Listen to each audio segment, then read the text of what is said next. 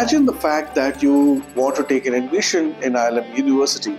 What is the major problem you have? What courses I can take? You are very confused. So imagine we have an AI GPT which is going to help you, guide you to take the kind of best courses you want. So in this advisor GPT, we write, I am a student of commerce background and but I want to have a career in technology in the future. I don't know what courses I should take, and provide me a future roadmap exactly for the 4 years, exactly how I should actually focus on my studies so that I can get the career which I want to. Now see the outcome.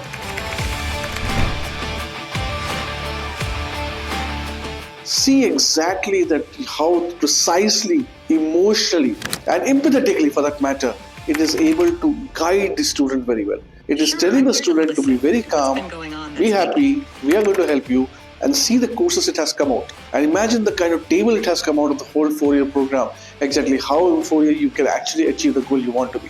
Imagine the kind of revolution AI is creating for you. That's available for you in IILM. You can come and have an exploration for that.